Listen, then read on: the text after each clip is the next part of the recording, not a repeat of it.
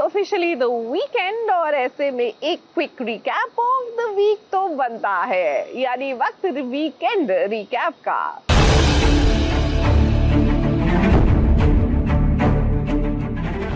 Weekend recap लेकर हम हाजिर हैं और इस हफ्ते सीरियल्स की कहानी में बहुत ड्रामा हुआ। अब सीरियल की टीआरपी लगातार गिरती जा रही है आईपीएल के चलते, तो ऐसे में सीरियल्स के मेकर्स ने कमर कस ली है कि अब वो कहानी से कोई कॉम्प्रोमाइज नहीं करेंगे। शुरुआत करेंगे सबसे पहले क्योंकि सास भी कभी बहू थी के साथ, जहां पर रेयांश उत्सुक है ये जानने के लिए कि उसका बाप कौन है, अंश विरानी की मौत कैसे हुई थी। पूरे हफ्ते रेयांश यही गुत्थी सुलझाता रह गया। I'm so sorry. आपको कुछ चाहिए अंकल? मैं आपसे किसी के बारे में जानना चाहता हूँ। किसके बारे में? अंश विरानी। मैं सिर्फ इतना ही जानना चाहता हूँ, उनकी डेथ कैसे हुई थी? कौन है आप? I'm रियो। मैं अंश विरानी का बेटा हूँ।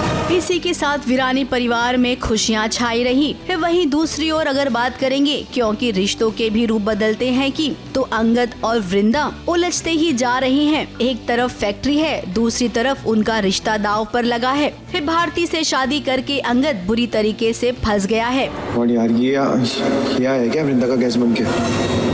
कर क्या रहे हैं अंगद यहाँ? और विक्रांत सर ये भी यहाँ है। ये सब चल क्या रहा है? अब बात करेंगे अनुपमा की। अब पूरे हफ्ते अनुपमा की बेटी अपनी माँ से रूठी रही। उसने माँ के चरित्र पर भी सवाल उठाए और उसके बाद ये फैसला ले लिया कि अब वो अपनी माँ के रेस्टोरेंट के सामने ही अनुज के नाम का रेस्टोरेंट खोलेगी। पहले पंछियों के लिए खाना रखते हैं, फिर डॉगी के लिए, बिल्ली के लिए और गौवंश के लिए रोटियां बन।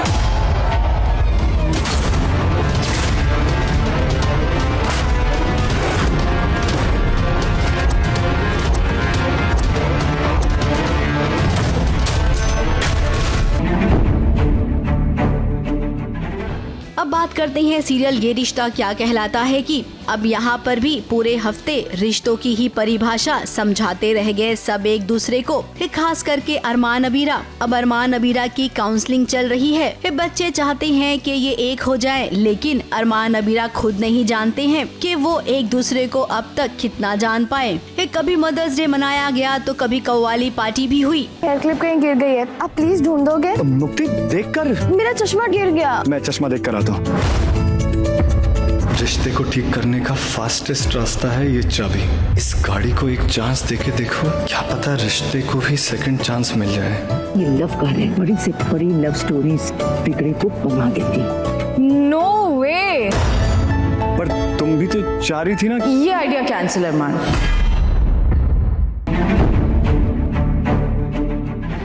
अब इसी के साथ वसुधा के साथ आगे बढ़ते हैं, जहां पर करिश्मा का खेल खत्म नहीं हो रहा है। देव और वसुधा परेशान है कि कैसे अपना सब कुछ खोया हुआ वापस पाले। अब इसी में एक और नया ट्रैक भी ऐड हो गया है, जहां पर देव के काका साहब पूरे परिवार को धोखा देंगे क्योंकि वो करिश्मा से मिल गए हैं। जिस परिवार पर तुम्हारी इस मासा कोई बड़ा नाज है ना, उसी परिवार में एक भेदी है जो तुम्हारे परिवार की लंका लगाने के लिए तैयार बैठा है। तुम्हारे उसी अपने ने मुझे इस मित्तल का राज बताया।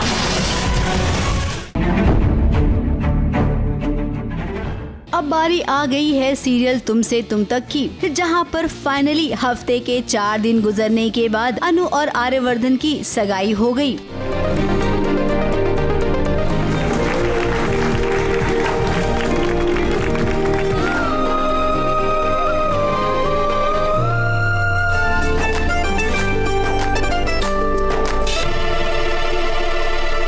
और सबसे बड़ा ट्विस्ट इसी सगाई में खुला। अनु को खुद अपनी परछाई दिखी।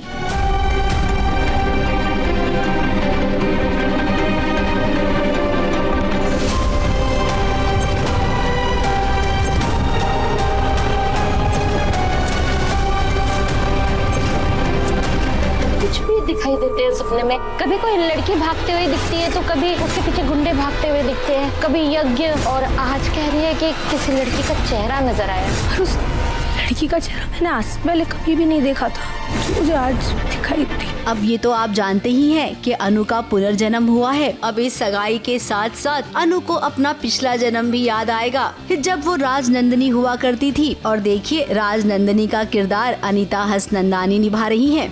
खास बात यह है कि इस अपने अनु को अष्टमी के दिन ही आते हैं।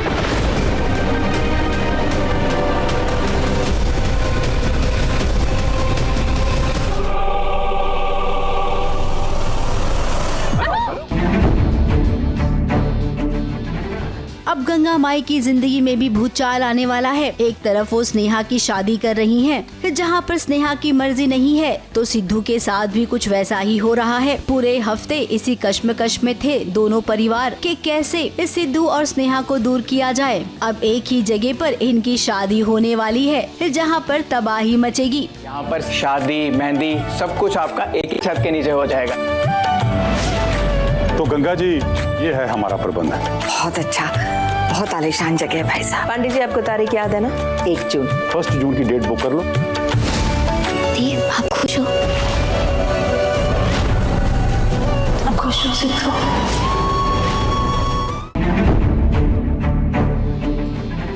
आगे बात करते हैं शहर की। अब माहिद को होश आ गया, शहर ने माहिद को बचा लिया है। माहिद को पता चल गया कि उसका अपना कौन है और पराया कौन। इसी के साथ शहर और माहिद के बीच में सब कुछ ठीक हो गया है। अब माहिद शहर के लिए स्टैंड भी लेता है, अपनी फूफी को जवाब भी देता है, और देखिए कौसर को वो घर भी ले आया।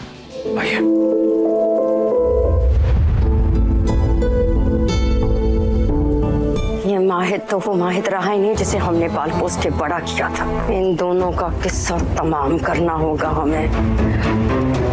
हाय गज़ब।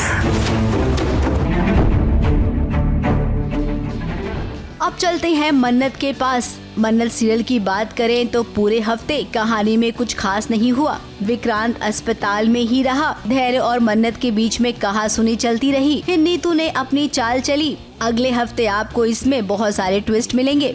तो ये थे सीरियल्स के हाई पॉइंट्स। अगले हफ्ते हम फिर लौटेंगे। ABP news report.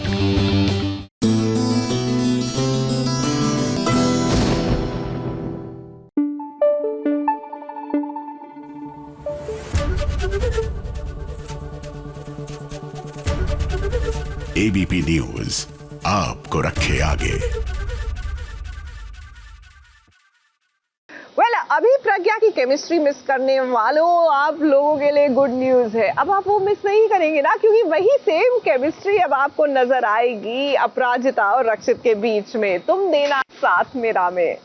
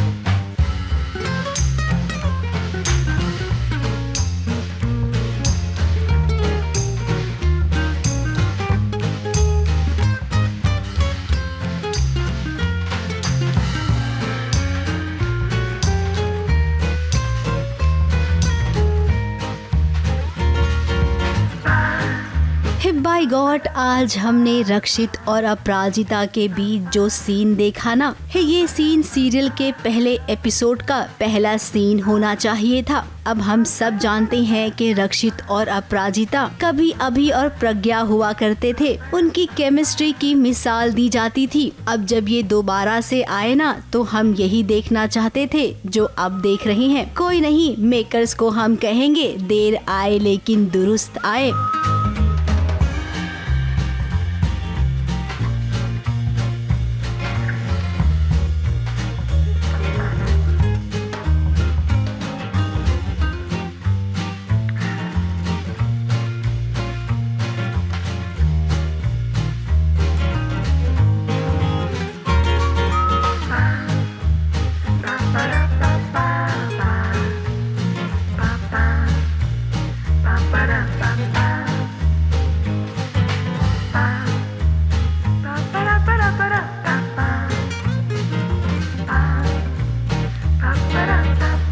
बेसिकली ये ट्रैक आया है कि रक्षित ढूंढ रहा है सबसे बेस्ट बुनकर इंदौर का। वो एक कारीगर को ढूंढ रहा है और उसके लिए उसने पूरा एक कंपटीशन रखा है ताकि हमें वो एक कारीगर, बेस्ट कारीगर मिल जाए ताकि हम वो साड़ी नर्मदा जो रिवर है वहाँ पे चढ़ा सके मेन महोत्सव में।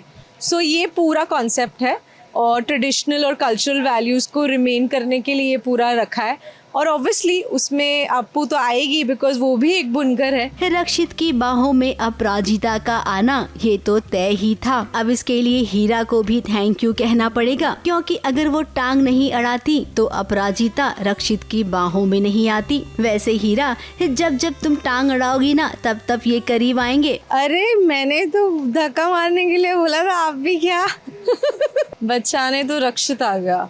तो बेसिकली ऑब्वियसली वो रक्षित के पास दिखती है तो मुझे एकदम मेरा खून खौल जाता है हीरा का, तो इसलिए डेफिनेटली मुझे तो प्रॉब्लम होगी अप्पू से। अब जैसा कि हमारे दर्शक जानते हैं कि रक्षित को उस कारीगर की तलाश है जो सबसे अच्छी साड़ी बुनती है। अब रक्षित, आपके सामने अपराजिता है ना, ये वही लड़की है जिसे आप तलाश कर रहे हैं। अब यहाँ वहाँ बिल्कुल मत जाइए, सीधा एड्रेस पे पहुँचिए और जिस कंपटीशन को आपने आयोजित किया है ना उसके हर राउंड में अपराजिता ही जीतेगी। नहीं, मैं तो हूँ, मैं तो बेस्ट डिजाइनर हूँ यहाँ की, जो फैशन हाउस की, लेकिन मैं तो रक्षित की हेल्प कर रही हूँ ना ताकि मैं बेस्ट बुनकर ढूंढ पाऊँ। अब मुझे नहीं पता कि वो कौन है, जब मिल जाएंगे तो पता चल जाएगा। हाँ, टॉप 10। हाँ, तो अभी नेक्स्ट राउंड, 4 राउंड्स, तो अभी फर्स्ट राउंड हो गया, सेकंड राउंड कुछ अलग होगा, थर्ड राउंड कुछ अलग और फोर्थ राउंड बहुत ही बड़ा होगा।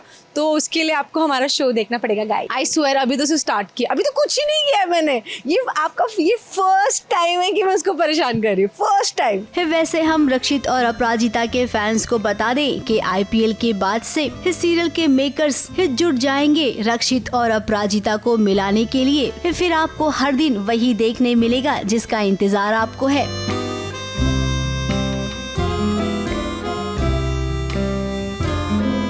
मुंबई से विशाल शर्मा के साथ ABP न्यूज रिपोर्ट।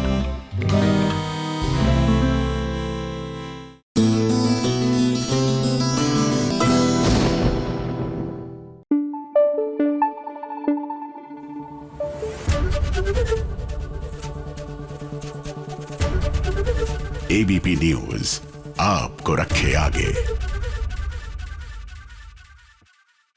सीरियल का नाम है इश्क जुनूनी। अब वी आर ऑल होपिंग कि हीरो हीरोइन के बीच में जुनूनी किस्म का इश्क होगा, लेकिन यहाँ पर तो इनकी लड़ाइयाँ ही नहीं खत्म हो रही। एक तरफ है रूहानी जो अपनी बेगुनाही का सबूत बटोर रही है, लेकिन इस सब में गुरु तो बिल्कुल मदद कर ही नहीं रहा ना।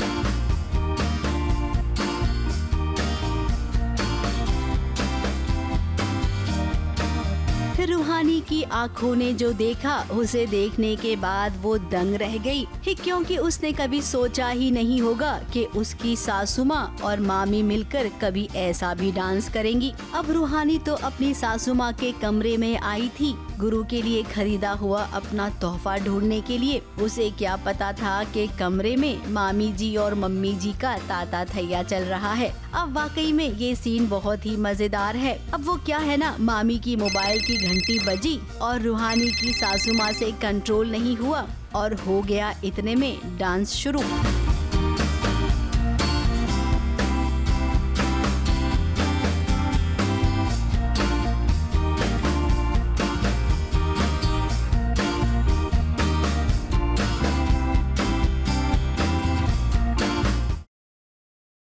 बहन ऑलरेडी हैं फैमिली में, वो लोगों की नज़रों में नहीं है, लेकिन जैसा पता है अब तक दर्शकों ने देखा है कि उनको नाच गाने का शौक़ है।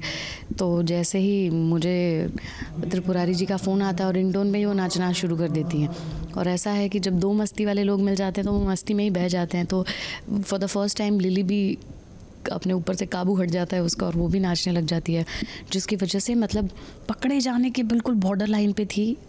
या पता नहीं शायद रूहानी को शक भी हो गया है। अब जब रूहानी कमरे में अचानक से आई तो दोनों डर गई कि अरे कहीं रूहानी को हमारे बारे में पता तो नहीं चल गया। लेकिन फिर रूहानी फाइल लेकर चली गई। ढूंढा जा रहा है वो गिफ्ट जो रूहानी ने गुरु को दिया था, जो जीजा जी ने उन तक पहुंचने नहीं दिया, वो है एक मुफलर। साथ ही 100 करोड़ की एक डील होने वाली है जिसके लिए ग्रीन कलर की फाइल का मिलना ज़रूरी है, वो ढूंढा जा रहा है। तो ऐसा अक्सर होता है ना कि आप ढूंढने कुछ और जाते हैं और मिल कुछ और जाता है। तो रूहानी मुफलर ढूंढने के लिए जीजी की अलमारी में गई है और ग्रीन कलर की फाइल मिल गई है। गुरु वो लेकर के तो निकल जाते हैं, लेकिन मुफलर अगर मिल गया तो इससे पहले हमने जो चाल चली थी वो उसका भेद खुल जाएगा। तो ये जो नाच गाना आपने देखा वो इसी की खुशी में था कि रूहानी को वो मुफलर नहीं। अब यहाँ पर आना रूहानी का सफल हो गया है, क्योंकि वो आई थी अपना तोहफा ढूंढने के लिए, लेकिन उसके हाथ लग गई करोड़ों की फाइल है जो कि मिसप्लेस हो गई थी। अब चलिए ये ना सही वो ही सही, गुरु जो नाराज बैठा था रूहानी से, अब रूहानी उसे दिखाएगी कि देखो जो फाइल भी गुम हो गई थी वो मुझे मिल गई है। कम से कम बिजनेस का नुकसान तो नहीं होगा। अब मुंबई से कैमरामैन सुजीत मिश्रा के साथ ABP news report.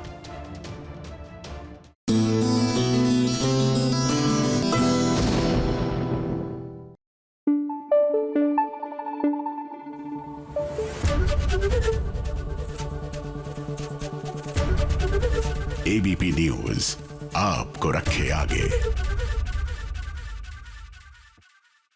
My God, मेरा काला चश्मा मुझे नहीं मिल रहा, नहीं तो मैं वो गाना गाती। नहीं, एक्चुअली नहीं गाती, क्योंकि जैसे ही मैं गाना गाती हूँ भैया हमें तो फाइन आ जाता है। इसलिए बस इमेजिन कीजिए कि मैंने काला चश्मा पहना है और मैं गा रही हूँ कि तेनू काला चश्मा, गॉट इट ना।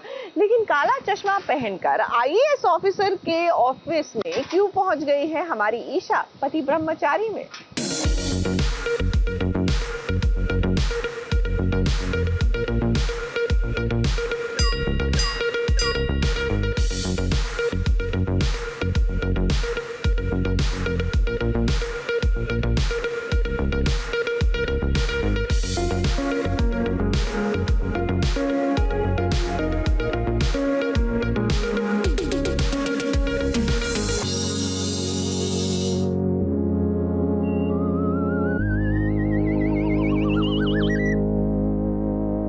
एक आईएएस ऑफिसर जब कोई हुक्म देता है ना तो उसे मानना ही पड़ता है कर्मचारियों को। अब ईशा तो सेक्रेटरी है सूरज की, फिर ऐसे में जब सूरज सर ने कहा कि आंखों पर काला चश्मा क्यों लगाया है, ऑफिस में ऐसे कौन आता है भला और काम कैसे होगा? अब ईशा का कहना है कि कहाँ पर लिखा है कि ऑफिस में चश्मा लगाकर नहीं आ सकते हैं।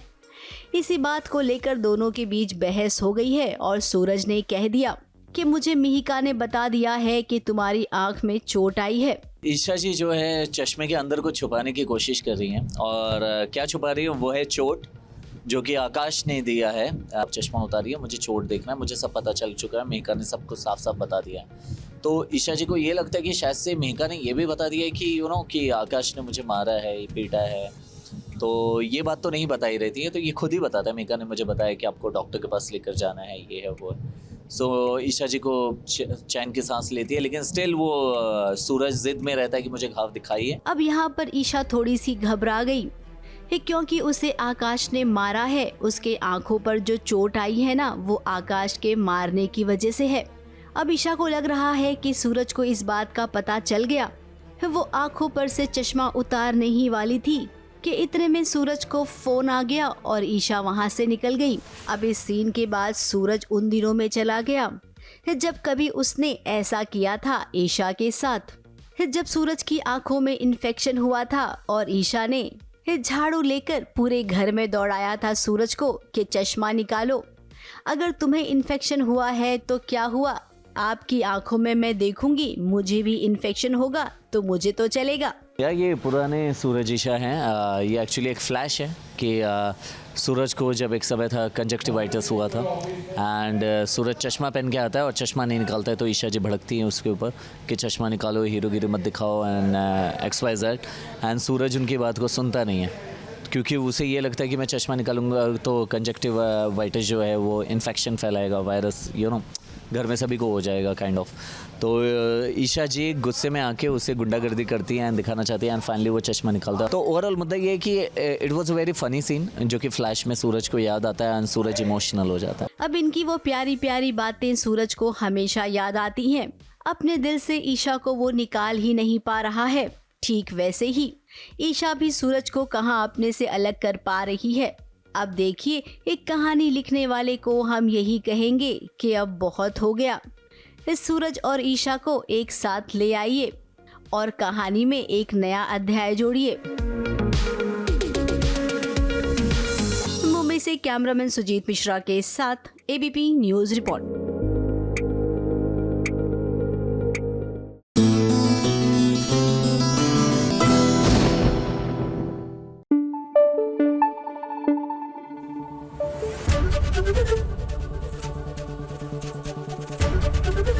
एबीपी न्यूज आपको रखे आगे।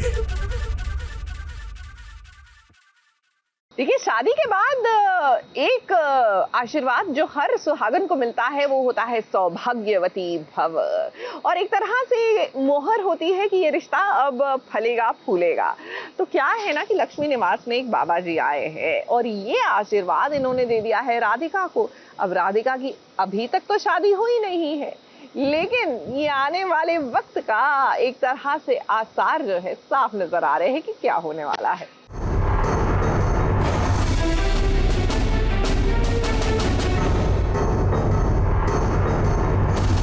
सदा सुहागन रहो। स्वामी जी, राधिका की शादी नहीं हुई है, यही तो समस्या है।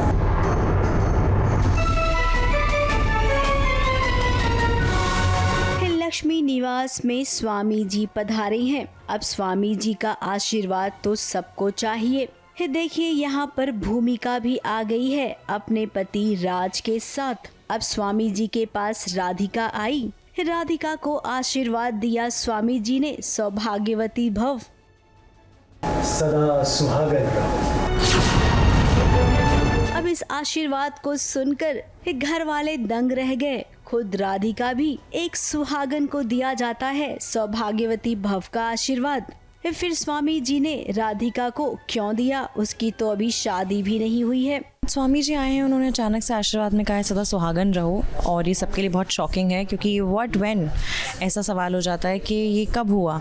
तो मैं मंगलसूत्र छुपा रही हूँ सबसे, किसी को पता नहीं है घर में, और स्वामी जी ऐसा आशीर्वाद दे देते हैं क्योंकि उन्हें पता है, उन्हें आभास है। तो ये सबके लिए थोड़ा शॉकिंग है।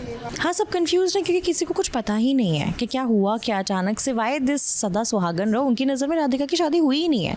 शादी एक बहुत बड़ा ऐसा टॉपिक है राधिका की लाइफ में। जब नहीं हो रही थी तब इतना टेंशन था, अब अचानक से बैठे बिठाए हो गई, किससे हुई वो पता नहीं। तो होने के बाद भी यही सवाल सबको सता रहा है। हालांकि लक्ष्मी ने कहा भी स्वामी जी से कि राधिका की अभी शादी नहीं हुई है। राधिका खुद परेशान है, हैरान है। अब इतने दिनों से उसने अपने गले में मंगलसूत्र पहन रखा है, और सबसे इम्पोर्टेंट बात ये है कि मंगलसूत्र किसने पहनाया है इसका पता ही नहीं है। अब राधिका को समझ में आ गया है कि स्वामी जी ने दूरदृष्टि से जो देखा है वही आशीर्वाद के रूप में दे दिया है। स्वामी जी, राधिका की शादी नहीं हुई है, यही तो समस्या है। समस्या का निवारण हो चुका है। सौभाग्य सभा। वाकई में ये बात बहुत ही गंभीर है। इसके बाद यहाँ पर स्वामी जी के पास राज और भूमिका भी आए। भूमिका को भी समझाया स्वामी जी ने आशीर्वाद के जरिए। तो वहीं राज को भी बताया कि प्यार प्यार से करना चाहिए, प्यार जहर नहीं बनना चाहिए। अब एक पल के लिए तो राज को लगा था कि उसकी पोल पट्टी सबके सामने खुल जाएगी, लेकिन स्वामी जी भी समझदार है। उन्होंने केवल सवाल के साथ सबको छोड़ दिया है। बीते हुए कल के रिश्तों के धागे अभी भी जुड़े हुए हैं। कर्मों का हिसाब अभी बराबर नहीं हुआ। अतीत बार बार सामने आता रहेगा। भूमिका जी के घर वालों के सामने कि मेरी पोल ना खुल जाए। ये स्वामी जी आए हैं और अब रात स्वामी जी तो अकेले हैं, उनको क्या ही करना। पर मेरा तो घर गृहस्थी है, तो मेरी उम्मीद थी, मैं कहा मेरा अगर पोल खुल गई तो मैं तो फिर लग रहा है स्वामी जी के साथ ही जाना पड़ेगा। तो फिर आप ऐसे काम ही क्यों करते हो जिससे आपको डरना पड़े कि आपकी पोल खुल जाएगी? करते ही क्यों हो? मैं मजबूर हूँ।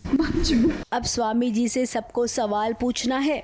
सबसे पहले राधिका पूछेगी, उसके बाद राधिका के मम्मी पापा और भूमि और राज तो हैं ही। मैं मोहब्बत की जंग में तब तक लड़ूंगा जब तक मुझे मौत ना आ जाए, और तब तक मैं मौत को टक से छू के वापस आ सकता हूँ। बॉयफ्रेंड? कौन बॉयफ्रेंड? मेरे पति के सामने ऐसी बातें मत करो प्लीज। कौन बॉयफ्रेंड? क्या सच में ऐसा? क्या? हाँ, कहीं ना कहीं कर रहे हैं, बट मैं समझ नहीं पा रही कि वो क्या बोलना चाहते हैं, क्योंकि मुझे समझ ही नहीं आया। मैंने सोचने की कोशिश करी कि क्या हो सकता है। कंफ्यूजन बहुत है, क्लियरली कुछ नहीं बताया उन्होंने, तो हमें बहुत सोचने की ज़रूरत है कि स्वामी जी ने क्या कहा। फिलहाल अब ये सौभाग्यवती भव वाली बात बहुत आगे तक जाएगी। जब वीर को इसका पता चलेगा तो वो तो जानता ही है कि उसने राधिका को मंगलसूत्र पहना दिया है, तो उस हिसाब से वो एक सुहागन हुई ना। मुंबई से कैमरामैन सुजीत मिश्रा के साथ एबीपी न्यूज़ रिपोर्ट।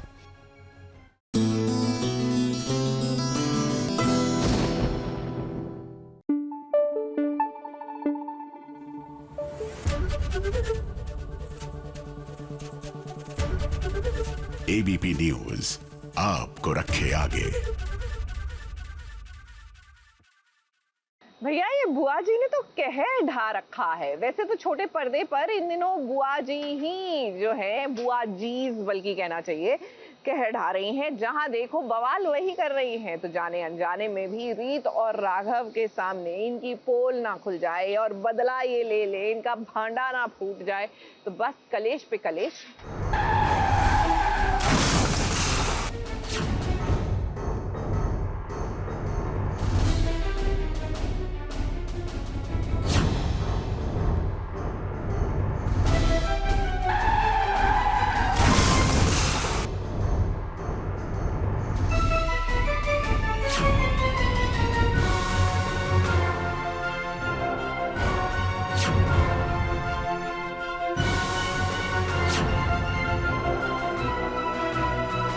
बुआ जी और रीत के बीच में ये लुक्का छुपी का खेल बहुत दिनों से चल रहा है। एक तरफ हमें इंतजार है कि रीत कब अपने बच्चे को जन्म देगी, तो वहीं दूसरी ओर इस बात का भी इंतजार है कि आखिर कब पता चलेगा सबको कि शालिनी ही बुआ जी है।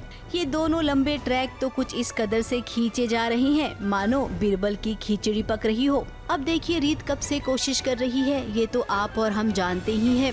दिव्या को भी उसने चमकी बना दिया है बुआ जी का असली चेहरा सबके सामने लाने के लिए। लेकिन आज जो हुआ वो नहीं होना चाहिए था। अपने ही बेटे प्रतीक का एक्सीडेंट करवा दिया बुआ जी ने। हालांकि उन्होंने जिसे पैसे दिए उसे ये कहा कि थोड़ी सी खरोच आनी चाहिए, मेरे बेटे को कुछ होना नहीं चाहिए। अब प्रतीक का एक छोटा सा एक्सीडेंट हो गया और इसका जिम्मेदार कौन होगा अभी? कि जब शालिनी या शारदा को कुछ पता चलता है तो वो सिर्फ 6 या 7 पायदान पर नहीं होता ड्रामा, वो सीधा 10 और 100 पायदान पर होता है। तो रीत ने इस चीज़ को बनाया जो कि बहुत गलत था, क्योंकि प्रतीक की जान को खतरे में डालकर वो बुआ जी के सच को बाहर निकालना चाहती है। तो बुआ जी ने नहले पे दहला मारा कि उसने ये कहा कि प्रतीक को कुछ होना नहीं चाहिए, लेकिन ऐसी स्थिति हो जाएगी चमकी और रीत दोनों का सच सबके सामने आ जाना चाहिए। और वो गेम खेला और वो बिल्कुल सही निशाने पे पड़ा।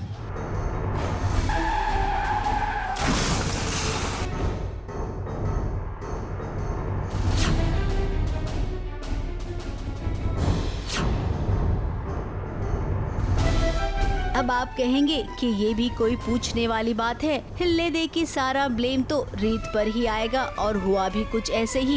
वैसे रीत, आप जितना भी आगे बढ़ेंगी ना, बुआ जी आपसे 4 कदम आगे रहेंगी। आपकी सोच जहाँ पर खत्म होती है, बुआ जी की सोच वहाँ से शुरू होती है। हाँ बिल्कुल, मैंने रीत को सबके सामने एक्सपोज कर दिया कि देखो वो इतना उसके अंदर बुआ जी को एक्सपोज करने की इतनी ज़्यादा फ्रस्ट्रेशन है, और वो है कि वो किसी की भी जान को खतरे में डाल सकती है। और आज उस पूरे परिवार के सामने प्रूव हो गया कि रीत भी गलत जा सकती है। बिल्कुल, मैंने ये कहा कि वो जान से नहीं बनना चाहिए लड़का, थोड़ा बहुत लग जाए तो ठीक है, लेकिन उससे मेरी सच्चाई बाहर नहीं आएगी। लेकिन मेरे बेटे की किसी भी हालत में जान नहीं जानी चाहिए, ये मैंने ऑलरेडी साठ गांठ कर ली। माँ हूँ ना, क्या करूँ। इसीलिए ना अब छोड़ो ये बुआ जी का पर्दाफाश करना, अपने होने वाले बच्चे पर ध्यान दीजिए। आफ्टर ऑल अगर उसको कुछ हो गया तो आप जानती हैं ना राघव पर क्या बीतेगी। मुंबई से प्रिया धवड़े के साथ एबीपी न्यूज रिपोर्ट।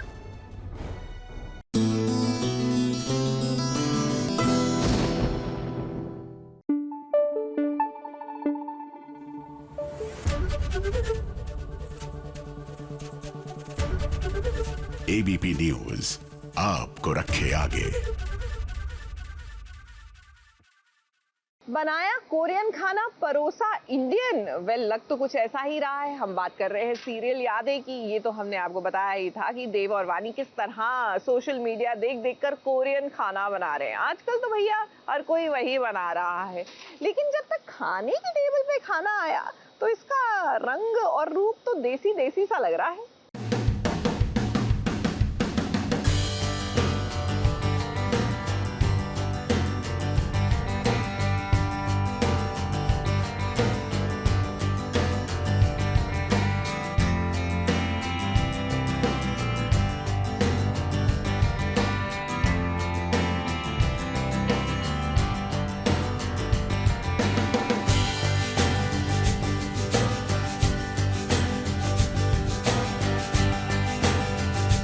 चलो भाई, अब कोरियन खाना बन गया है तो खाने को खाकर ये बताना तो पड़ेगा कि आखिर खाना बना कैसे है। अब आप कहेंगे कि किचन में खाना तो कोरियन बन रहा था, फिर यहाँ तो मटर पनीर भी है और आलू की सब्जी भी, ये क्या बात हो गई भाई। अब देखिए वो क्या है ना, कोरियन खाना जिया के लिए बना है, बाकी सब तो इंडियन खाना खाएंगे क्योंकि सबसे पहले इंडियन खाना होता है।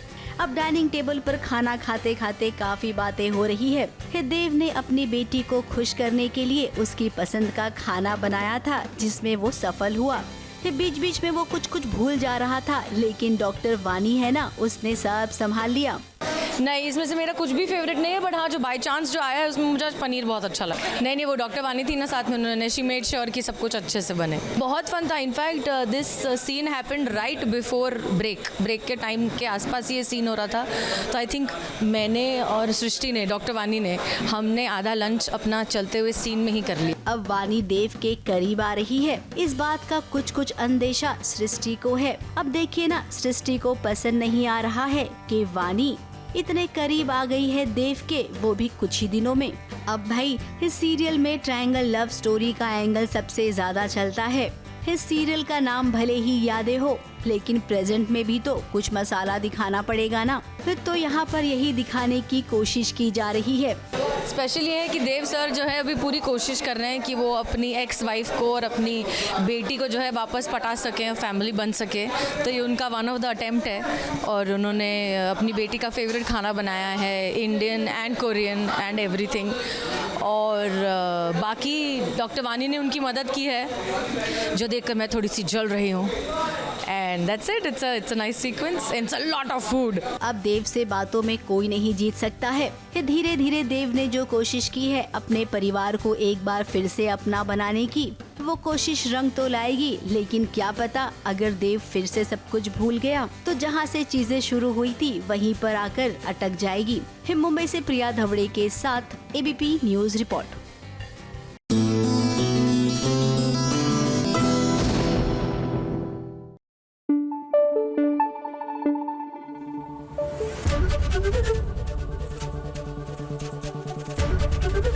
एबीपी न्यूज आपको रखे आगे। अच्छा, हमारे जो एक्टर्स होते हैं वो इतना लंबा अरसा सीरियल के सेट पर बिताते हैं कि it's almost like a second home to them. और ऐसे में इनके मेकअप रूम तो इनका कंफर्ट एरिया होता है, लेकिन दे क्रिएट दीज जोन्स जहाँ पर उनको मन की शांति मिले। तो जैसे कि हमारी मन्नत की सासू मां नीतू जो है, किस तरह सीरियल के सेट पर इन्होंने ढेर सारी बिल्लियां जो है उनको अडॉप्ट ही कर लिया है मानो।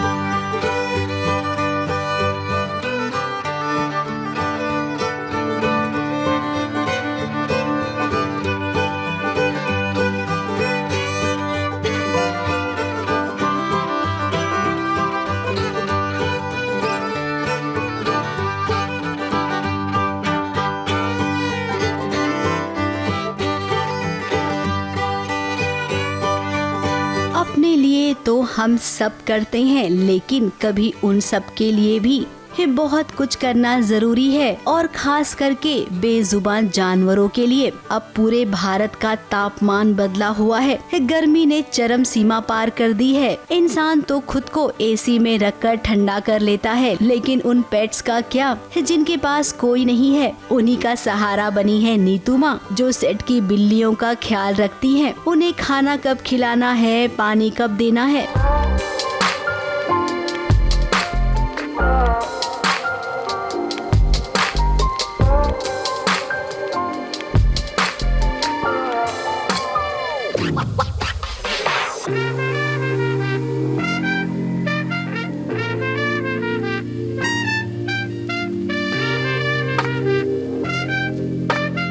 गर्मी इतनी पड़ रही, इतनी ग्लोबल वार्मिंग है, तो उनके लिए पानी रखा जाए, बर्ड्स के लिए पानी रखा जाए, क्योंकि बहुत सारे लोग तो डिहाइड्रेशन की वजह से ही उनको परेशानी हो जाती है। तो मेरे तो देखो ना आप, रूम में भी किस तरह से उनका वो चल रहा है। सी लुक एट देम, उनकी फुल धमा चौकड़ी चलती है। हाँ, ठंडा अच्छा लगता है ना उनको। सी चुप गए। डर लगा उनको, कौन आ गया, कौन देख रहा हमें। वो नीचे झुके हुए, देखो नीचे तीन है। See look at them. वैसे नीतू माँ का कहना है कि ये काम तो ऐश्वर्या राय सिंह किया करती थी, लेकिन अब सीरियल में उनका ट्रैक नहीं चल रहा है, तो वो आती नहीं है, इसीलिए उनकी गैर मौजूदगी में अब नीतू माँ ही इनको संभालती हैं। पहले मोना बहुत करती थी, जो ऐश्वर्या प्ले कर रही थी, वो काफ़ी ध्यान रखती थी इनका। मैं तो मतलब अगर वो 100% करती थी तो मैं 20% करती थी, लेकिन अब वो नहीं है यहाँ पर, तो उनकी जगह मैं कर रही हूँ। तो बच्चों के लिए खाना खिलाना तो ये तो बहुत ज़रूरी है। आप सब लोगों को भी करना चाहिए। जो इतना हेटरेट अभी मैं देख रही हूँ सोशल मीडिया पर भी और नॉर्मल भी, कि बहुत सारे लोग फीडिंग के लिए बहुत ज़्यादा प्रॉब्लम क्रिएट करते हैं, तो वो क्यों करना है। वैसे ये एक अच्छा कॉज है, हर किसी को ऐसा करना चाहिए। इसके लिए कोई एक्स्ट्रा समय निकालने की जरूरत नहीं है, आपके आसपास में ही जो है उसी की मदद कर दो। तो एक बोल पानी का भर के रखा जाता है उनके लिए प्रॉपर। मैं अगर लेट भी मेरा कॉल टाइम होता है तो हमारे यहाँ पे कोई भी कर देता है ये काम, और उनको पता है कि अंदर खाना रखा रहता है, तो मेरे आने के पहले भी उनको खाना दे दिया जाता है। और ये ही भगवान के बनाए हुए हैं, हम भी हैं, तो अगर वो नहीं अपने लिए खुद से कर सकते तो हमें करना चाहिए ना, क्यों नहीं करता है इंसान। मुंबई से प्रिया धवड़े के साथ एबीपी न्यूज रिपोर्ट।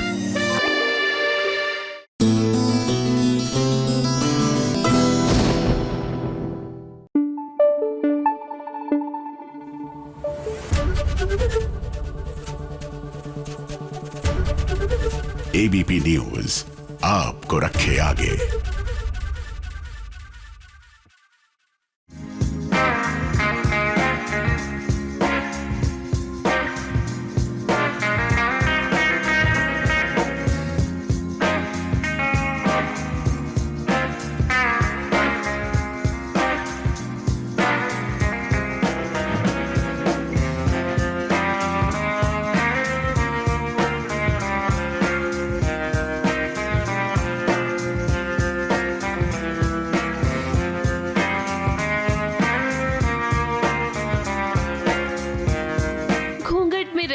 भाई घूंघट ना हटाओ, क्योंकि दुश्मनों की नजर बनी हुई है। ये घूंघट अगर उठ गया तो राज खुल जाएगा। अब आप कहेंगे कि कौन है इस घूंघट में, तो भाई वही है जिसके आने का आप सभी को बेसब्री से इंतजार था। अब जैसा कि हमने आपसे कहा था कि टीवी सीरियल की दुनिया में हीरो कभी नहीं मरता है, तो लीजिए आपके सामने हाजिर हो गए हैं नाहर, जिन्हें इस वक्त साड़ी पहनाई जा रही है, घूंघट उठाया जा रहा है, क्योंकि दुश्मनों की नजरों से उन्हें बचाना है। मुझे ऐसा लग रहा है रूही के जो इतने रंग बदले बदले से हैं जब से वो वापस आई है, तो मैं उसका पीछा कर रही हूँ, देख रही हूँ कि आखिर ऐसा क्या है जो कहाँ जा रही है रूही, किससे मिल रही है रूही, जो रूही इतना बदल गई है, उसके बिहेवियर में इतना बदलाव आया है, तो उसी का अभी पता लगाने की कोशिश कर रही है अग्नि। डाउट आया था मुझे, मैं गई थी उसके पास लेकिन फिर मैंने देखा कि मैं देख नहीं पाती हूँ एक्चुअली उसको, और पंडित जी बीच में आ जाते हैं। वो औरत कौन थी मुझे पता नहीं चला। अब ये सीन तो आप देख ही रहे हैं, लेकिन इस सीन के पीछे का नजारा भी देखिए, कैसे नाहर और रूही की मस्ती चल रही है। वैसे साड़ी पहनना एक मुश्किल काम है नाहर के लिए, लेकिन क्या करें, सीन की डिमांड है तो करना ही पड़ेगा। नाहर के चेहरे की ये मुस्कान तो साफ साफ बता रही है कि ये सीन करने में उन्हें कितना मजा आ रहा है। अगर अग्नि के मन में कोई शक आ गया है तो अब तो अग्नि उसके पूरे जड़ तक जाके ही मानेगी। मैं कोशिश में तो हूँ, लगी तो हूँ नाहर को मुझे एक्चुअली अभी पता नहीं है नाहर जिंदा है कि नहीं है, पर मुझे शक हो रहा है। तो अगर नाहर मुझे मिल गया तो पासा पलट सकता है। अब ये राज की बात आपको तो पता चल गई कि नाहर जिंदा है, लेकिन अग्नि को अभी तक ये सच नहीं पता है। उसे रूही पर शक तो हुआ था, इसीलिए तो वो रूही के पीछे पीछे आ रही थी। रूही को जब इस बात का पता चला तो उसने नाहर को साड़ी पहना दी और खुद भी छुप गई। ये तो अच्छा हुआ कि सही समय पर पंडित जी आ गए, नहीं तो अग्नि को सारा सच पता चल जाता। अब रूही ने फिलहाल नाहर को सेफ जगह पर रखा हुआ है, क्योंकि वो जानती है कि इस वक्त नाहर की हालत खराब है। इंतजार है रूही को उस पल का जब नाहर ठीक हो जाएगा, क्योंकि तभी वो नाहर को घर वापस लेकर जा पाएगी, और इसी के साथ उसे अग्नि का सच सबके सामने भी तो लेकर आना है। मुंबई से प्रिया धवड़े के साथ एबीपी न्यूज रिपोर्ट।